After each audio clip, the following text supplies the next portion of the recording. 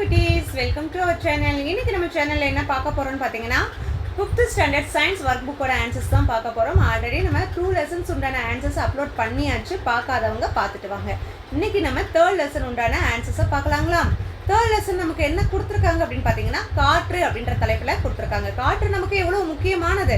ஒவ்வொரு செயல்பாடுகளுக்கும் காற்று நமக்கு முக்கியமான ஒன்று தான். அதுக்கான எக்ஸசைஸ் எல்லாம் பார்க்கலாம். பாருங்கள், காற்று தேவைப்படும் செயல்பாடுகளுக்கு மட்டும் டிக் குறியீடு செய்க அப்படின்னு சொல்லி கொடுத்துருக்காங்களா?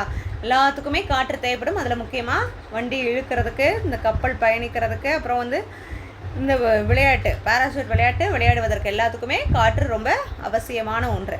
அடுத்து பாருங்கள், விமல் பாடுவதை கமல் ரசித்து கேட்டு கொண்டிருக்கிறான். இச்செயல் தொடர்பான சரியான கூற்றுகளுக்கு நிழலிடுக. அப்படின்னா என்ன கூற்று? காற்றின் வழியே ஒளி பயணிக்கிறது. நம்ம பேசக்கூடிய ஒளி எதன் வழியை பயணிக்கிறதுனா காற்றின் மூலமாக தான் பயணம் பண்ணுகிறது. அடுத்து சரியான விடையை தேர்ந்தெடுத்து எழுதுக. உயிரினங்கள் சுவாசிக்க காற்றில் உள்ள டேஸ் உதவுகின்றன. என்ன தேவை அப்படின்னா ஆக்சிஜன் தேவை. அடுத்து டேஸ் விளையாட்டு விளையாட காற்று பயன்படுகிறது. என்ன விளையாட்டுனா பாரா கிளைடிங். இந்த பாரா கிளைடிங் விளையாட்டு விளையாடுறதுக்கு காற்று ரொம்ப முக்கியம். காற்று இல்லாட்டி இதை பறக்க முடியுமா, இதில் ஏற முடியுமா, இந்த விளையாட்டு விளையாட முடியாது. இப்போ பாரா கிளைடிங் விளையாட்டு விளையாடுறதுக்கு காற்று ரொம்ப முக்கியம். அடுத்து காற்றாலைகள் இயங்க காற்று தேவைப்படுகிறது. காற்று அடித்தா பார்த்தீங்கன்னா, இந்த மாதிரி விண்மில்லாம் பார்த்தீங்கன்னா காற்று அடித்தா தானே இது சுத்தம். இப்போ காற்று ரொம்ப முக்கியமான தேவையான ஒன்று. அடுத்து பாருங்கள், நம்ம பள்ளி புத்தகத்தில் இருக்கக்கூடிய பேஜ் நம்பர் 97 காற்றின் முக்கியத்துவம் பற்றி கொடுத்துருக்காங்க. அதை ரீட் பண்ணிவிட்டு இங்கே இருக்கக்கூடிய ஆன்சருக்கு கொஸ்டினுக்கு ஆன்சர் பண்ணணும். பாருங்கள், காற்றில் உள்ள வாயுக்கள் யாவை? என்னென்ன வாயுக்கள் இருக்குன்னா oxygen, nitrogen, carbon di oxide மற்றும் ஹைட்ரஜன், இதெல்லாம் இருக்குது.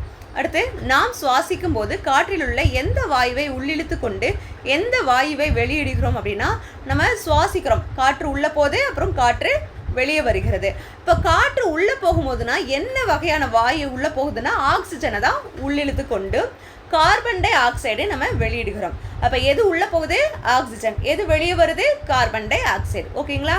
அடுத்து பாருங்கள், தாவரங்கள் உணவு தயாரிக்க காற்றில் உள்ள எந்த வாயு பயன்படுகிறது அப்படின்னா தாவரங்கள் உணவு தயாரிக்க காற்றில் உள்ள கார்பன் டை ஆக்சைடு அந்த வாயு தான் பயன்படுகிறது. அடுத்து, காற்று மாசடைவதால் ஏற்படும் விளைவுகளை மட்டும் எடுத்து எழுதுகன்னு சொல்லி கொடுத்துருக்காங்க. என்னென்ன விளைவுகள்னா உலக வெப்பமயமாதல், அமிலமழை பொழிதல், அப்புறம் மெலிதாகும் ஓசோன் அடுக்கு, சுவாச நோய், புராதன சின்னங்கள் பாதிக்கப்படுதல், அடுத்து மண் வளம் பாதிக்கப்படுதல். காற்று மாசுபடுவதனால இத்தனை பாதிப்புகள் நமக்கு ஏற்படுகிறது. அடுத்து பாருங்கள், காற்று மாசுபாட்டை குறைக்கும் வழிகளை மட்டும் டிக் செய்க. என்ன மாதிரியெல்லாம் காற்று மாசுபாட்டை குறைக்கலாம்? நம்மனாலேயும் காற்று மாசுபாட்டை குறைக்க முடியும். என்னென்ன வழிகள் மூலமானா அருகில் உள்ள நூலகத்திற்கு செல்ல.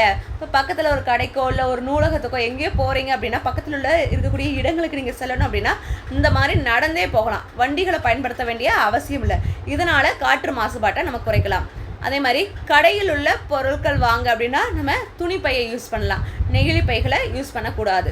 அடுத்து பாருங்கள், பக்கத்து ஊரில் வசிக்கும் பாட்டியின் வீட்டிற்கு செல்ல நம்மக்கிட்ட கார் இருந்தாலும் நம்ம என்ன யூஸ் பண்ணலாம்? பொது போக்குவரத்தை நம்ம பயன்படுத்தலாம். சரிங்களா? இதன் மூலமாக காற்று மாசுபாட்டை நம்மளால முடிஞ்ச அளவு குறைக்க முடியும். அடுத்து பாருங்கள், காற்றின் மூலம் பரவும் நோய்கள். என்னென்ன நோய்கள்லாம் காற்றின் மூலம் பரவுது அப்படின்னா காச நோய், தொண்டை அடைப்பான் நோய், கக்குவான் இருமல், அடுத்து ஆஸ்துமா, காச நோய், சாதாரண சளி. சரிங்களா? இதெல்லாம் காற்றின் மூலம் பரவும் நோய்கள். அடுத்து பாருங்கள், நகரங்களில் காணப்படும் காற்று மாசுபாட்டின் அளவு. ஒவ்வொரு நகரத்துலேயும் காற்று மாசுபாடு எந்த அளவுக்கு இருக்குது அப்படின்னு பார்த்தீங்கன்னா புதுடெல்லியில் 15 டிகிரி செல்சியஸ், சென்னை 26 டிகிரி, அப்புறம் மும்பை 29, கொல்கத்தா 19, பெங்களூரு 21. இதில் அதிக மாசுபாடு உள்ளது புதுடெல்லி. குறைந்த மாசுபாடு உள்ள நகரம் நம்ம சென்னை. சரிங்களா? இதெல்லாம் நீங்கள் பார்த்து சென்சஸ் பார்த்துட்டு அதோட அளவை நீங்கள் நோட் பண்ணிக்கலாம். அடுத்து, படத்தை பார்த்து காற்றின் மூலம் பரவும் நோய்களிடமிருந்து பாதுகாக்கும் முறைகளை எழுதுக. எப்படியெல்லாம் பாதுகாக்கலாம் அப்படின்னா இங்கே மாஸ்க் போட்டிருக்காங்களா? இப்போ எப்படி பாதுகாக்கலாம்? மக்கள் கூட்டமான இடங்களில் மாஸ்க் அணிய வேண்டும். சரிங்களா? அதாவது முகக்கவசம். மாஸ்க் என்னது? முகக்கவசம் அணிய வேண்டும். அடுத்து பாருங்கள், தும்மல் மற்றும் இருமலின் போது நம்ம என்ன செய்யணும்? வாயையும் மூக்கையும் மூடிக்கொள்ள வேண்டும். அடுத்து, கைகளை நன்றாக கழுவ வேண்டும். சரிங்களா? அடுத்து இங்கே என் பக்கம் சொல்லி கொடுத்துருக்காங்க. காற்று மாசுபாட்டினால் ஏற்படக்கூடிய விளைவுகளை நீங்கள் படமாக வரையலாம். இல்லை காற்று மாசுபாடு எதனால் ஏற்படுகிறது என்ற செயல்பாடுகளுக்கு பட விளக்கம் தரலாம். சரிங்களா? இதை உங்களோட செயல்பாடாக நீங்கள் எடுத்துக்கிறணும். அடுத்து பாருங்கள், நானே செய்வேன்னு சொல்லி கொடுத்துருக்காங்களா? இதில் சரியான விடையை தேர்ந்தெடுத்து எழுதுக. கீழ்காண்பனவற்றுள் காற்றின் பயன்பாடு அல்லாதது எது அப்படின்னா சூரிய மின்சாரம் தயாரிக்க. அடுத்து வகுப்பறையில் ஆசிரியரும் மாணவரும் உரையாடும் போது பேசும் மொழியை கேட்பதற்கு காரணமாக இருப்பது காற்று. அடுத்து காற்றின் உதவியோடு விளையாடப்படும் விளையாட்டுகள் எவை? எதெல்லாம் காற்றின் உதவியோடு விளையாடுறாங்கன்னா பாய்மர படகு செலுத்துதல், அடுத்து பாரா கிளைடிங், அடுத்து என்னது தொங்கு கிளைடிங். இதெல்லாம் காற்றின் உதவியோடு விளையாடப்படும் விளையாட்டுகள். அடுத்து கீழ்காண்பனவற்றில் காற்று மாசுபட காரணம் எதுனா மேற்கூறிய அனைத்தும். இப்போ என்னென்ன காரணம்? நெகிழி பொருட்களை எரித்தல், தொழிற்சாலை புகை, பூச்சிக்கொல்லி மருந்து பயன்படுத்துதல். அடுத்து உலக வெப்பமயமாதலுக்கான முக்கிய காரணம் என்ன அப்படின்னா காற்று மாசுபாடு. அடுத்து காற்று மாசுபாட்டின் விளைவுகள் அல்லாதது எது அப்படின்னா சரியான மழை அளவு. சரியான அளவு மழை இருந்துச்சுன்னா காற்று மாசுபாட்டின் விளைவுகள் அல்லாதது. அடுத்து சரியான இணை எதுனா புகை, காற்று மாசுபாடு. இதில் பாருங்கள், அடுத்து கூற்று 1 நெகிழி பொருட்களை எரிப்பதால் காற்று மாசுபாடு அடைகிறது. கூற்று 2 நெகிழி பைகளுக்கு பதிலாக துணிப்பைகளை பயன்படுத்தலாம். ரெண்டுமே சரியானது தான். இங்கே கொடுத்துருவாங்க பாருங்கள். அடுத்து கீழ்காண்பனவற்றுள் காற்றின் மூலம் பரவும் நோய் எதுனா காச நோய். தவறான கூற்று எதுனா கொரோனா நோய்களுக்கான அறிகுறி உள்ளவரின் அருகில் இருக்கலாம், அருகில் நம்ம இருக்கக்கூடாது. சரிங்களா? ஓகே, இதில் நம்ம என்னது இந்த தேர்ட் லெசன் உண்டான ஆன்சர்ஸ்லாம் பார்த்தாச்சு. அடுத்து நம்ம என்ன பார்க்க போகிறோம்னா தொகுத்தறி மதிப்பீடு. இதில் வந்து 5th ஸ்டாண்டர்டில் இருக்கக்கூடிய சயின்ஸ் புக்கில் இருக்கக்கூடிய 3 லெசன்ஸ்க்கு உண்டான கொஸ்டின் ஆன்சரை கோர்வையாக தொகுத்து கொடுத்துருப்பாங்க. அதுக்கு உண்டான ஆன்சர்ஸை பார்க்கலாம். பாருங்கள், சரியான விடையை தேர்ந்தெடுத்து எழுதுக. அதில் ஃபர்ஸ்ட் ஒன் தமிழ்நாட்டில் காணப்படும் கால்நடை இனம் காங்கேயம். அப்புறம் ஒரு தேன்கூட்டில் நூற்றுக்கணக்கான நூற்றுக்கணக்கான எண்ணிக்கையில் இருக்கும் தேனி எது அப்படின்னா வேலைக்கார தேனி. அடுத்து பாருங்கள், அழிந்து வரும் தாவர வகையில் ஒன்று எது? குடைமரம். அடுத்து காற்றின் மூலம் பரவும் நோய் எது? காச நோய்.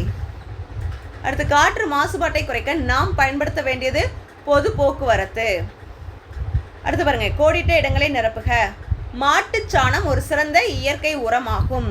அடுத்து ஒற்றை கொம்புடைய காண்டா மிருகங்கள் அதிகம் காணப்படும் தேசிய பூங்கா காசிரங்கா தேசிய பூங்கா ஆகும்.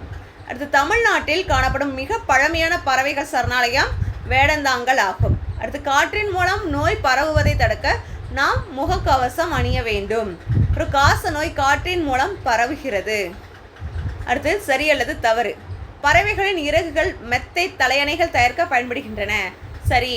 அடுத்து பூச்சிக்கொல்லி மருந்துகளை பயன்படுத்துவதன் மூலம் அழியும் நிலையில் உள்ள விலங்குகளை பாதுகாக்கலாம். தவறு. அடுத்து விலங்குகளை துன்புறுத்தக்கூடாது. சரி. அடுத்து பாருங்க, அமில மழை பொழிவது பயிர்கள், மனிதர்கள் மற்றும் விலங்குகளுக்கு நல்லது. தவறு. அடுத்து பாருங்க, தும்மும் போதும் இரும்பும் போதும் கைக்குட்டையால் வாய் மற்றும் மூக்கை மூடினால் காற்றினால் நோய் பரவுவதை தடுக்கலாம். சரி. சரிங்களா? அடுத்து பொறுத்துக. விலங்கு மற்றும் தாவர கழிவு ரெண்டுமே என்னது? இயற்கை உரம். பிராய்லர் இறைச்சிக்காக வளர்க்கப்படும் கோழி. அடுத்து காற்றாலை எதற்காக காற்றாலை வைக்கிறாங்க? மின்சாரம் தயாரித்தல். ஆனைமலை வனவிலங்கு சரணாலயம். காற்றினால் பரவும் நோய்களுக்கு நம்ம என்ன செய்யணும்? முகக்கவசம் அணியணும். சரிங்களா? அடுத்து பொருந்தாத ஒன்றை தேர்ந்தெடுத்துக்களுதுங்க. பிரம்மா, கொச்சின், கடன், நாத், கிர் இது எல்லாமே கோழி வகை இனம். கிர்ன்றது மாட்டினம். அப்போ கிர் தான் பொருந்தாது. அடுத்து ராணி தேனி, ஆண் தேனி, பட்டாம்பூச்சி, வேலைக்கார தேனி. இப்போ பட்டாம்பூச்சி. அடுத்து அமிலமழை, மண் வளம் குறைதல், ஓசோனில் துளை, உலக வெப்பமயமாதல், மண் வளம் குறைதல். அடுத்து மல்லிகை மலர், இந்திய மல்லோ, செங்காந்தல் மலர், ரஃப்லேசியா மலர் இதெல்லாம் அழியக்கூடிய மலர்கள். மல்லிகை அழியாத மலர். அடுத்து பாரா கிளைடிங், தொங்கு கிளைடிங், பாய்மர படகு போட்டி, நீளம் தாண்டுதல். அடுத்து பாருங்கள், ஓரிரு வாக்கியங்களில் விடையளி. தமிழ்நாட்டில் காணப்படும் மாட்டினங்கள் ஏதேனும் 3 எழுதுக. காங்கேயம், பர்கூர், உம்பலாச்சேரி, புலிக்குளம். அடுத்து காற்று மாசுபடுவதற்கான 3 காரணங்களை எழுதுக. தொழிற்சாலைகளின் புகை, நிலக்கரி மற்றும் பெட்ரோல் போன்ற எரிபொருட்களை எரித்தல், பூச்சிக்கொல்லி மருந்துகள் மற்றும் வேதி உரங்களின் பயன்பாடு.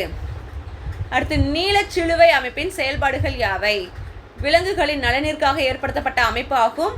அடுத்து பாருங்கள், செல்ல பிராணிகளுக்கு தனியார் மருத்துவமனைகளில் சிகிச்சை அளிக்க முடியாத நபர்களுக்கு நீலச்சிலுவை அமைப்பு உதவுகிறது. அடுத்து பாருங்கள், காற்றின் மூலம் நோய் பரவுவதை தடுக்க மேற்கொள்ளும் 2 முறைகளை எழுதுக. என்னென்ன முறைகள்? கைகளை நன்கு கழுவ வேண்டும். அப்புறம் தும்மும் போதும் இருமும் போதும் வாயையும் மூக்கையும் மூடிக்கொள்ள வேண்டும். சரிங்களா? அடுத்த கொஸ்டின், செல்ல பிராணிகளை நீ எவ்வாறு பராமரிப்பாய்? உங்கள் வீட்டில் இருக்கக்கூடிய செல்ல பிராணிகளை எப்படி பராமரிப்பீங்க? செல்ல பிராணிகளை அடிக்கடி சுத்தம் செய்து தூய்மையாக வைத்திருப்பேன். அப்புறம் உடல் நலக்குறைவு ஏற்பட்டால் உடனே அருகில் இருக்கும் கால்நடை மருத்துவமனைக்கு அழைத்து செல்வேன். இந்த விஷயங்கள்லாம் செய்வீங்க தானே? அடுத்து பாருங்கள், விரிவான விடையளி. இயற்கை உரம் என்றால் என்ன? அதன் வகைகளை யாவை? விலங்கு அல்லது தாவர கழிவிலிருந்து பெறக்கூடிய உரங்களே இயற்கை உரம் என்பர். அதோட வகைகள்: விலங்கு எரு, பசுந்தாள் உரம், மக்கிய தொழு உரம். அடுத்து, வேலைக்கார தேனீயின் பணிகளை எழுதுக. தேன் சேகரித்தல், தேனீக்களின் குஞ்சுகளை கவனித்துக் கொள்ளுதல், கூட்டை சுத்தப்படுத்துதல் மற்றும் கூட்டை பாதுகாத்தல், ஒரு கூட்டின் வெப்பநிலையை ஒழுங்குபடுத்துதல். அடுத்து பாருங்க, பின்வரும் சரணாலயங்களில் பெயர் பெற்ற விலங்குகளின் பெயர்களை எழுதுக. சரணாலயம் பாருங்க, களக்காடு, களக்காட்டில் புலி, சிங்கவால் குரங்கு.